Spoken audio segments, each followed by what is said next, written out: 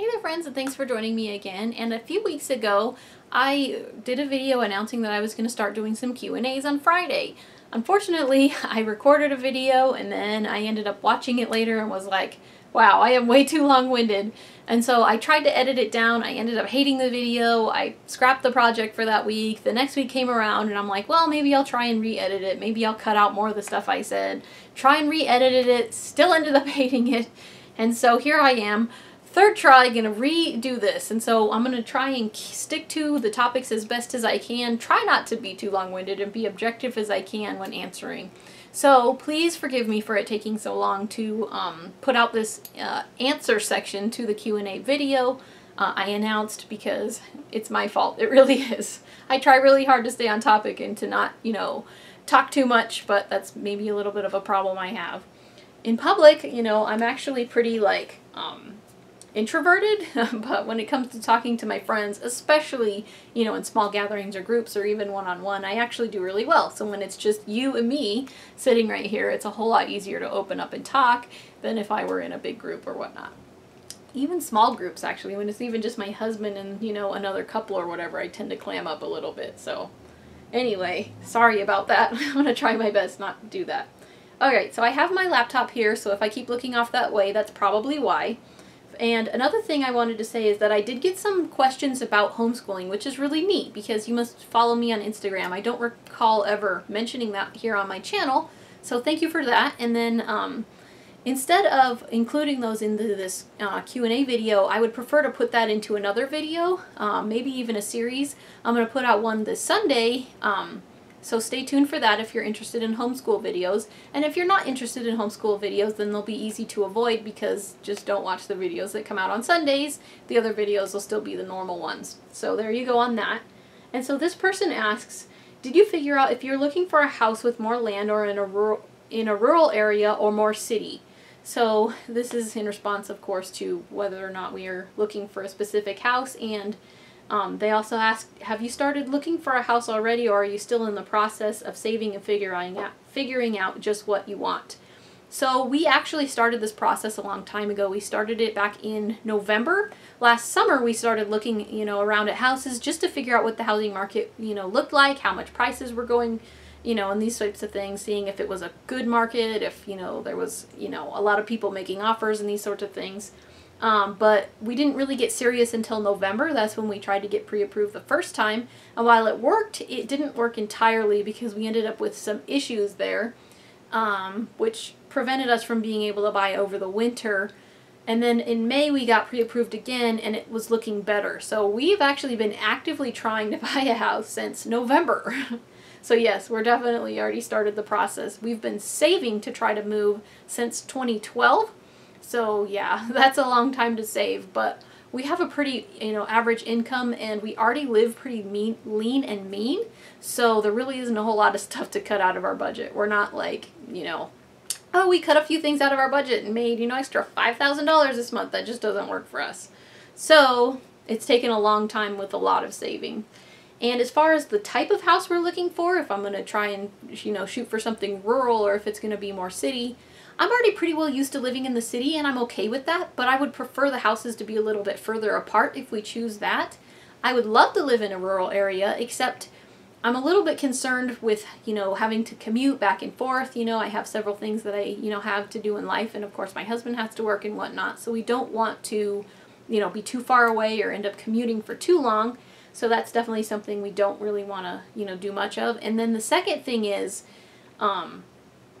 there's a lot of houses being built. So if we were to live out in a rural area, the housing developments keep moving further and further out. So I'm afraid that if we did that, we would end up with, cities, expanding and building near us anyway. So while I would love that, I still need to be practical, and in the end, we still have a budget just like everyone has a budget who is buying a house.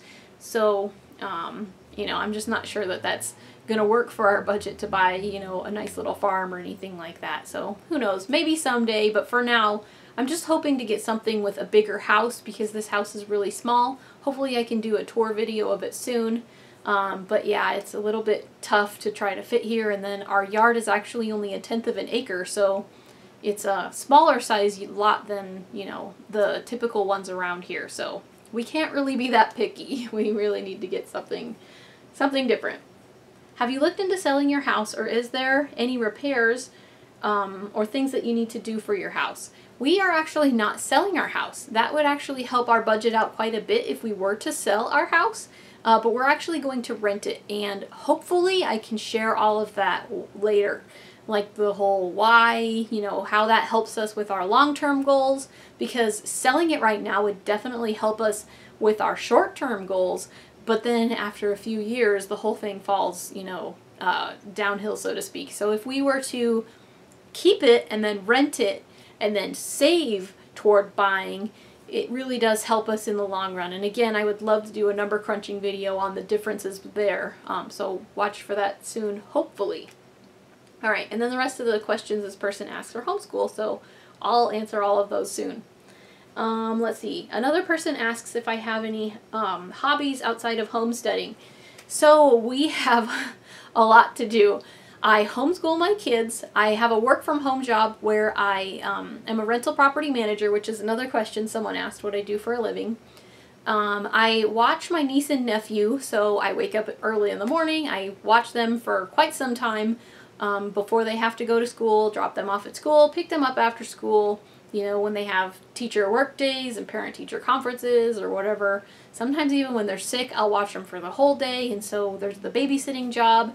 Yeah, and then of course I have my whole homesteading thing where I have goats and chickens and a garden and fruit trees and things to take care of, and so there's everything with that. There's the seed starting, the watering, the weeding, you know, the animals with keeping them with hay and water, and doing something with the produce. Of course, once we get it all in, we have to either can or freeze or dry it or whatever, and so there's a lot to do with the homesteading thing.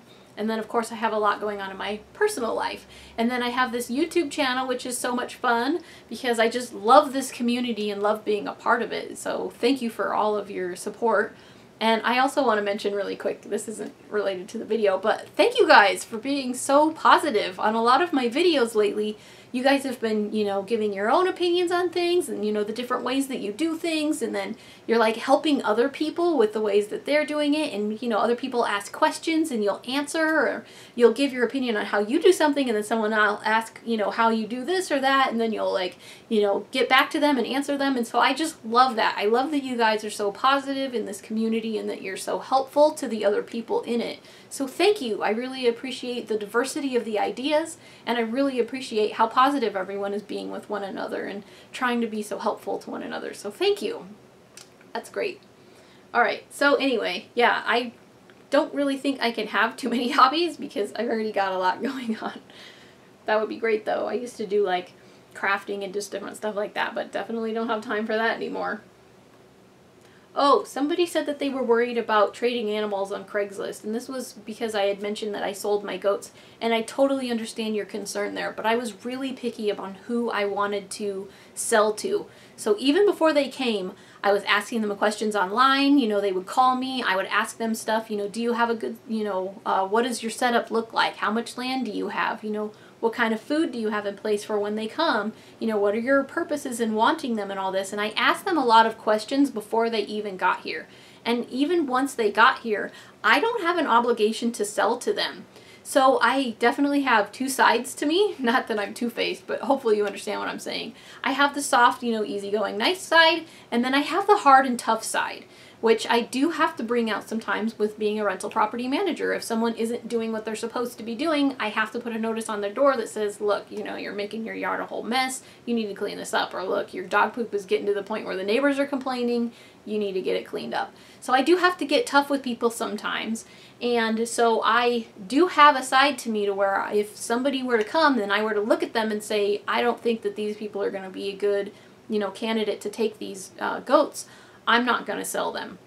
I would have said, you know, I'm sorry, we've decided not to sell them, or just something, you know, objective and nice. I'm not going to just be like, I don't like you, you know. So, yeah, I made sure to get, you know, good people because my first goal wasn't just to make money selling them. It was to make sure that my goats, which I really cared about a lot, went to the right home. And they were all really good, you know, people. Both of them were families. They both had, you know, children. They had, you know, a decent little size acreage to put them on, and they had their stuff together. They had a pen, they had their shed, their goat barn, or whatever, you know.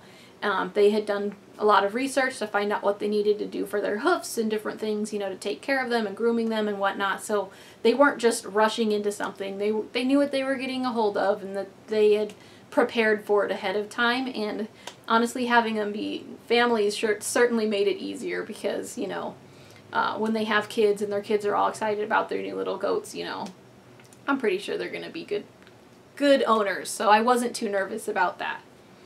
All right, and then let's see. The last question I'm going to answer in this Q&A. Are you planning on having any children? If so, when? Well, that's a little bit of a difficult question to answer. I honestly don't believe that's entirely up to us. We don't entirely choose when we wanted our kids. Honestly, we weren't really trying for either of our first two. They just kind of happened when they did. I know women who want children so bad, and they're so devastated every month when they find out that it wasn't this month. And then, of course, there are the times when a woman doesn't really want a child, and that they come their way anyway, and they end up pregnant. So anyway, honestly, I don't believe that's fully within our control. We'll welcome one if one comes our way, for sure. But I will say that I do have a dream to adopt children someday. I would love that. My husband too. So that's really expensive. So on one hand, that's something that we would absolutely love to do, but on the other hand, I know that it might be prohibitively expensive. Who knows? Something might come our way. Maybe we'll end up with a child on our doorstep or whatever. Hey, if you got a child, just kidding. There's my doorstep. Feel free to bring them on over. No, I'm just kidding.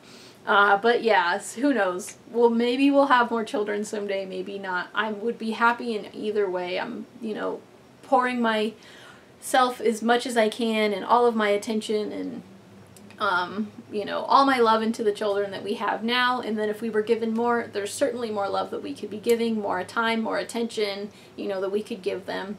And if not, that's okay. We already have two, and so we're happy with that too. So anyway, hopefully this video was helpful to you. If you have more questions, feel free to post them below. And if you've asked a homeschool question, be sure to look for that on Sunday. Thanks for joining me. I'm Frugal Green Girl, and we'll see you next time.